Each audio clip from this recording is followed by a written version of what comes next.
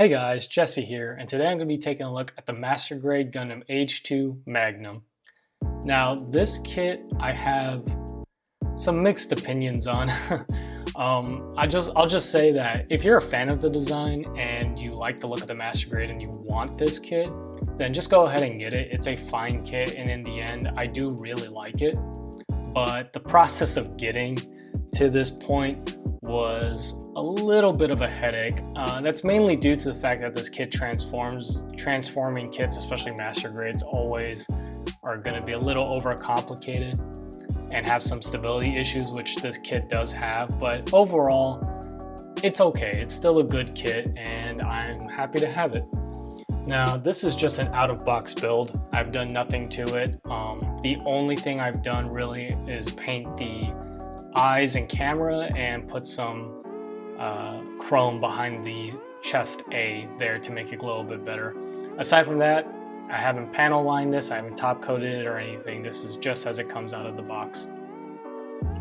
Now, of course, being based off of an older kit, the AGE II Normal, you will have a lot of leftover pieces, and I'm actually going to start by showing you guys some notable ones that you get. So first off, you pretty much get the entirety of the E-plate left over, and I've actually accidentally cut off some pieces here. So you get pieces of the head, the original pilot figure here, and then just a bunch of original parts from the AGE II Normal. So you get the original front skirts and their backs, the original V-fin, and parts of the shield.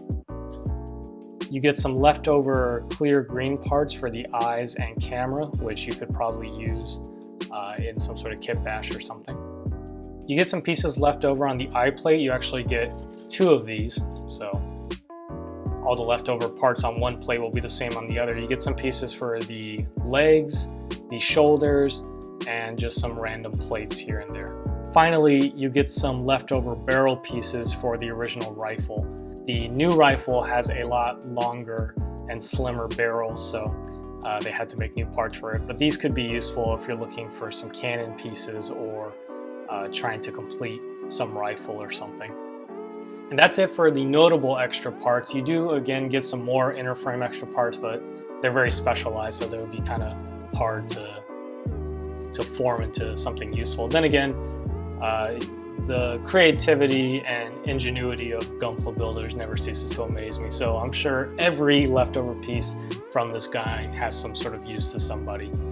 Now, talking about the looks of this kit, I really do like the proportions and the design of this guy, especially the colors. I think the colors are what really make this kit pop. The orange there in the stomach and on the crotch are really, really nice, and I really like that mustard dark yellow that's all over the kit.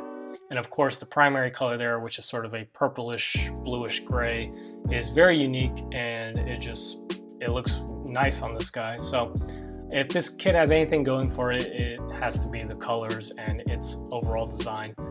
The feet are something that I had to sort of grow to like. At first, I really hated the feet. That's kind of like the #1 reason why I held off on getting this kit. But after building them, I actually grew to them quite a bit. I like the feet quite a lot in the finished product, but even in the line art and even on the box art of the kit, I'm looking at it over here on the side, it still looks really bad, but actually here in person they look nice, and I really like the shape of them and how they function as well. They have some unique articulation for the transformation. They could be a little bit wider, but overall I don't think they're that bad. I think my favorite part about the kit is the head. Definitely the head design on this guy is really cool. I really like the shaping of the V-fin and the sort of face mask that goes around the edges there, the piece that's in the purplish blue gray. The F funnels on the shoulder there, they look all right. I'm not too wild about them. The clear effect parts do look really cool, but they look a little out of place just sitting there on the shoulders, especially with those big handles at the bottom there to be used as swords. You can flip them down. They're technically only supposed to be flipped out for the transformation, but I think it looks a little bit better flipped down. I'll actually show you that here in a moment. But yeah, overall, just out of the box here, I think the kit looks really great, and sitting on your shelf. I think it's going to draw a lot of attention just because of its unique colors and the clear parts there on the shoulder. Now I'm actually going to stop the kit here for a second just to show you the funnels flip down. So like I said, this is only for the transformation technically, but for me, I think the kit just looks better with these flip down like this, sort of like the original AGE I normal has on its side binders. I don't know, for me, I think that looks better. So I might just display them like this. Of course, you can detach them and use them as actual funnels, or just unhook them completely and leave them off, but they do leave a really ugly connection piece there on the shoulder, which just looks awful without anything attached to them. Of course, you can always detach the ones at the back, as you'll probably more than likely be looking at the kit from the front, but just saying. Yeah, or you could completely wipe that out by sanding that part down and just filling in that circular spot and just forgetting about the F funnels completely, which I think the kit without any of the F funnels on, which I'll go ahead and do that right now. So here he is without any of the F funnels on, and as you can see, he looks a little more tame. I don't really know how to describe it, but it looks a little more streamlined. It looks like he has less junk on him now, and I kind of like this look quite a bit. Now you'll notice that his legs are pretty spread eagle there. The biggest issue with this kit is going to be the legs there. They're not 100% stable or sturdy. He's not going to fall over or collapse or anything like that, but the legs do feel particularly weak and clumsy to work with. They have made some improvements on there, I believe, with a locking mechanism on the back of the leg, which I'll show off in the articulation. But it should be noted that because of the transformation of this kit, it has caused the legs to be kind of cumbersome. And speaking of cumbersome, the build on this guy was kind of annoying. Transforming kits are always kind of annoying to build, but this guy in particular, if you don't pay attention to the manual like 100%, you're more than likely going to make a mistake. Now, I've been building Gunpla for like 7 years now. I don't mean to toot my own horn, but I do rarely make mistakes. But this guy made quite a few mistakes. You really got to get the parts 100% in the correct orientation, because if you don't, they can actually still go together. The parts won't stop you from putting them together in some areas. So I had to do a lot of disassembly and reassembly of parts because the part just didn't stop me. It's kind of weird design. Usually Bandai's good about engineering parts to only go together the right way, but not so in this kit. So just a word of warning, be careful when assembling him. So with that out of the way, let's go ahead and get up and close with him and talk about articulation. I'm going to leave the F funnels off for now, just to make it easier to talk about his articulation. So here we are up close with the AGE II Magnum. Now, because of the transformative nature of this guy, a lot of things move on him. So if I miss something, please don't hold me too close to the fire for this one. He has quite a lot of things going on. So let's move this spinning base out of the way and talk about him. First off, I just want to talk about the head design again. I really like it. I think my favorite part is the chin there, how it goes from the orange piece into a gray piece that kind of continues the chin down. And this V-fin, of course, is super cool looking. There's quite a lot of surface detail on this guy. The new parts do have quite a lot of panel lining, but they didn't go too crazy because the original parts, like on the legs here and on the arms, don't have as much panel lines or outer detail. So I think it strikes a pretty good balance and kind of brings him into the 2019 year in terms of detail level. So it looks good. The head can go up about that far, look down about that far. That looks pretty good. He can look straight into his chest. Look left and right, just be careful of his chin piece there. And you do get stickers for the eyes, that camera, and the back camera, but that's all a clear blue piece that feeds up in there. And you also get chrome stickers to put behind those pieces to make them shine. Now, a little pro tip, if you're going to be top coating your kit, keep those stickers so that you could use them as masking tape, because they're perfectly cut for the area, like the eyes and the cameras and stuff. So don't throw those away before you top coat. Anyways, here on the arm, this little piece can go up and down like that for the transformation. The arm here is connected here on this shoulder piece that can kind of come out and go up. So he can get pretty high up, pretty much all the way up. The shoulder piece isn't really separate from the arm. It kind of has to move with the arm. You have a bicep swivel up here, double hinge there, works really well. This elbow piece kind of wiggles. I don't know if it does anything. I don't think it does anything in the transformation, it just sort of wiggles. The cuff here can actually turn because it has a connection piece for the shield, so you can move it here for the side or on the back. And then the hand is on a like double swivel ball joint thing. It's the same as the other AGE kits hands. I'm not a super big fan of them, but they can pivot in and out. Now you just saw that the fingers fell off there. The fingers aren't very tight on this kit. I'm not sure why. They're plenty tight on the AGE 1, but on this guy, they just seem to fall out all the time. But you do have interchangeable fingers. I'll go ahead and leave that off for now. And you've got a thumb on a ball joint with a separate hinge there, so that's pretty good. The chest is kind of like on this hinge. I'm not 100% sure why. Yeah, there's a lot of things on this kit that move that really don't need to, yet they do.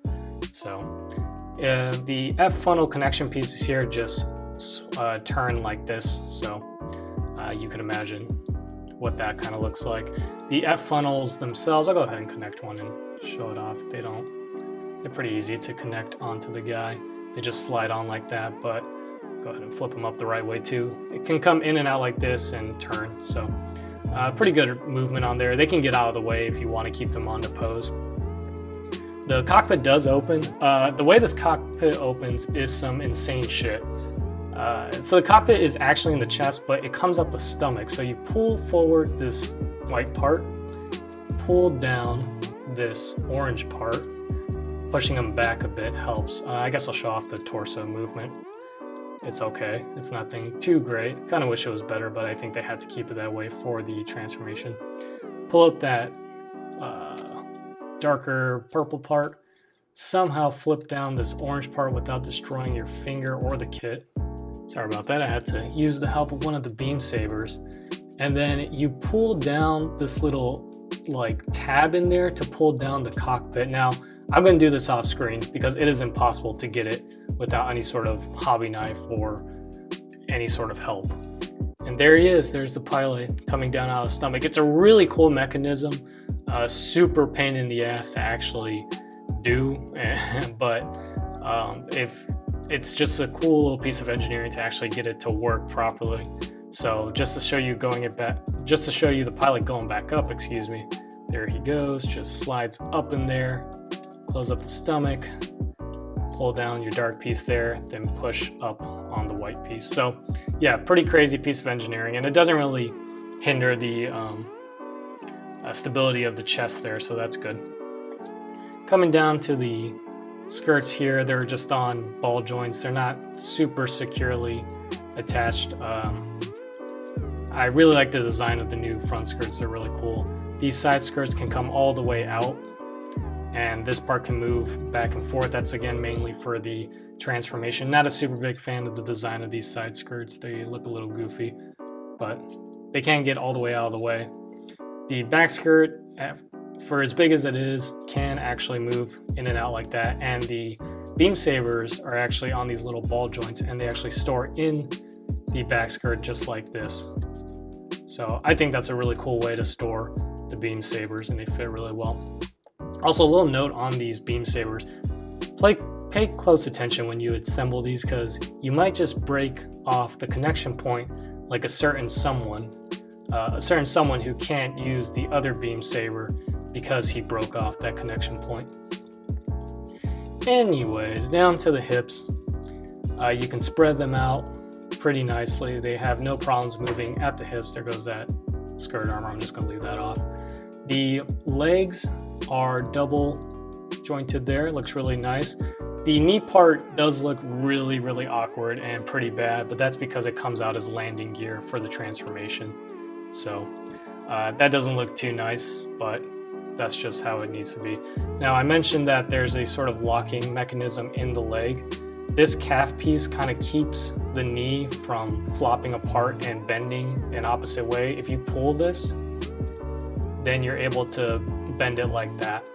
And you can push that in and lock it in, and then the knee will bend normally. So that's really nice. That kind of keeps the legs pretty stable, especially for a transforming kit. It's quite nice.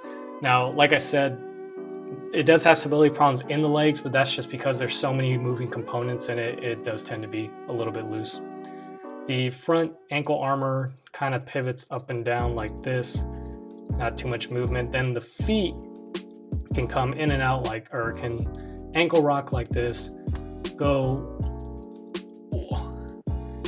pretty far forward before coming off the ball joint, go decently back, but then you can bend the toes all the way down. That's again for the transformation.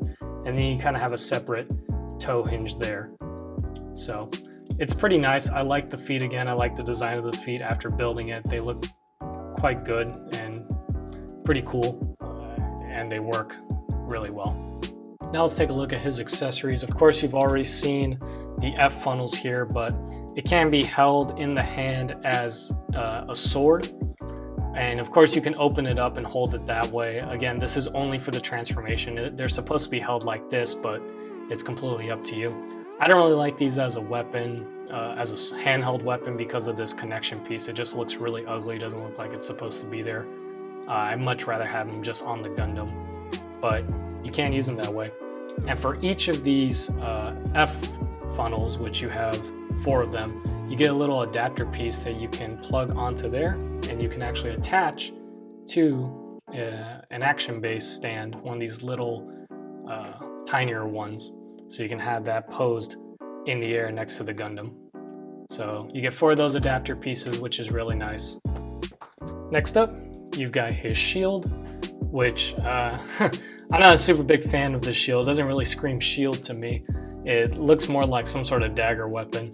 The clear effect piece here is really cool, and the whole shaping of it is nice, but overall I think it looks more like a melee weapon than it does a shield. But in any case, you can plug it on the side of the arm or the back, depending on the orientation of his cuff there. It does have quite a few hollow spaces in there, which is unfortunate, but you'll mainly be looking at it this way, so it's not too big of a deal. But otherwise, yeah, pretty good accessory, pretty nice. Would be pretty dull without the clear effect part.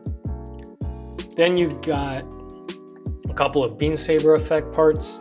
You've got long ones and short ones. These are the same as the ones found in the Exia. And the way this guy works with his beam sabers, they're kind of like the original High Nu Gundam. You plug one long in on the front and a short one in the back, and this is how he's supposed to use his beam saber. So I always thought that was pretty cool. I always like the look of beam sabers that have a short coming out the back and a long coming out the front. Not many Gundams or any mobile suits really have a weapon like this, so pretty unique. I like that he has that. You get a little scale pilot. What's this guy's name? I have the manual over here so I can check. What? But yeah, really cool little scale figure. I like this a lot. I really wish the pilot that was actually in the Gundam was a sitting pilot of this guy. It's just a generic one from the AGE series, so kind of unfortunate, but otherwise, yeah, cool, unique figure, really nice to get. Then of course you get the action base adapter, a little bit different. It's supposed to accommodate the Gundam as is and in its transformed mode. You get a whole bunch of hand options here. You got open hands, closed hands. There's some hands in here meant just for transformation, and of course he has fists on there and some trigger finger hands. Now I've got the trigger finger hand for the right hand on his Dodge Rifle Magnum, and this is a super cool weapon. I really like this weapon. For one, it's huge. Just as you can see, it's incredibly bulky, so it looks real nice. I tested it with the Gundam earlier. He can hold it up just fine. I think over time it would sag, so maybe stiffen up the joints there with some glue. But otherwise, yeah, really nice weapon. Looks super cool. The barrel here can collapse and extend, not very much, seems kind of useless. And it should have a couple of clear green parts in there, but I didn't want to put those in and have to mask them to top coat. So I'm just gonna put those in afterwards. Otherwise, yeah, not a lot of things move on this guy. Just the top here will come forward and pull back. Again, mainly for the transformation. And it'll plug up into the arm using this little connection piece and of course the hand. And you can actually use this connection piece to store it on the back of the Gundam.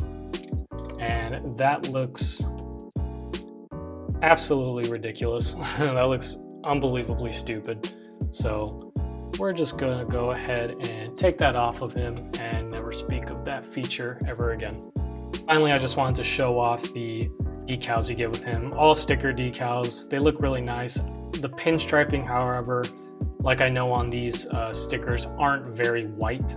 So they go on all the dark pieces, so they're not gonna look that great. If you really wanna do this pinstriping, I suggest masking and painting.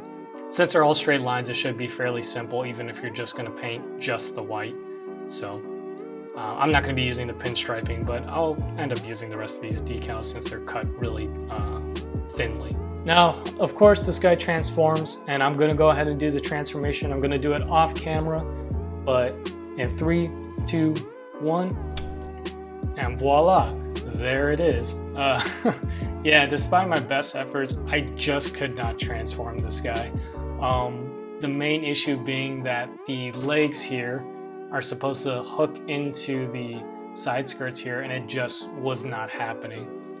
So yeah, it seems that the transformation of this guy is just as unstable as the other transforming kits that I know of. So if you want this guy for the transformation, you might be better off getting the high grade in this instance, because that whole hip mechanic and stuff, while very cool in the way it works, just it's not stable enough for me to allow me to transform the other bits of it. And of course, the arms were falling off. I had the V-fin fall off and everything. All the mechanisms behind the transformation are really cool, but as you can see, yeah, I just couldn't do it. I couldn't hold on to the legs and put enough pressure on it without feeling like I was gonna break something. If for anyone curious, this is what it's supposed to look like. And I really do like that. I think that's a super cool looking transformed Gundam there. It doesn't look like a Gundam just laying on its back. And the engines here don't look like legs. So I think it has to do mainly in part with the interesting feet there, or the unconventional feet. But if you want this, yeah, I would definitely go with the high grade. So I'm going to go ahead and transform this guy back for my final thoughts. I'm not going to give my final thoughts while he's looking like this, so be back in a mo. So my final thoughts on the kit, I like it. I don't know, I like it. It's grown on me. I really like the design. And I have to say, that's probably the only reason to pick up this kit, is if you like the design, unless you just really want this master grade. Because otherwise, there's nothing else here for you. The build isn't particularly interesting or enjoyable for that matter. And of course, the transform mode is incredibly disappointing. Don't get it for this Phoenix mode, as it's canonically called. Unless you want to take a stab at it and you're feeling more dexterous than me, I can't suggest it for its flight mode. I would just have to go with the high grade for that one. Otherwise, its mobile suit form is really nice. I really like the design and the colors, and the articulation, as you saw, is actually incredibly fantastic. And in this mobile suit mode, it's perfectly stable, so I have no doubts that it'll be able to pose and do any sort of thing you want it to do in this form. Of course, like I said, I tested it with its big ass gun here, and it can hold it just fine, so I don't have any fears that it'll have problems with that. Maybe later on in the future it will start to get loose over time, just because there's a lot of moving parts in the arm there, which tends to lead to looseness, but you can always stiffen that up with some glue or something. Something I did forget to mention was the dark plastic on this guy. People are always curious, how are the nubs and how big are the gates and stuff. They're decent on this kit. There's some parts that are, the nub placement is really nice, and there's some where it's just like we're scooting back like 5 years in terms of nub placement. Of course, if you clean up your nubs properly, you don't have to worry about any sort of nub placement anywhere on this kit. And something else I also forgot to mention was there were quite a few mold lines on this guy, so mostly on the old parts, so that kind of makes sense, but just be warned that you'll have to do some mold line cleanup, which again, incredibly easy. Otherwise, I have nothing else to say about this kit. I like it, it's a cool kit, and I'm gonna have fun posing it on the action base over here. I'm gonna go ahead and finish this kit. I'm gonna put all the decals on and top coat and stuff. I mainly wanted to do an out-of-box build to do the transformation so I don't scratch any top coat while showing it off, but that didn't really work out. So I'm gonna go ahead and finish this kit. So in the spinning base shots, you'll see it all nice, top coated and decaled up and beautiful. So that's it for me. Thank you all for watching, and I will see y'all later. Bye-bye.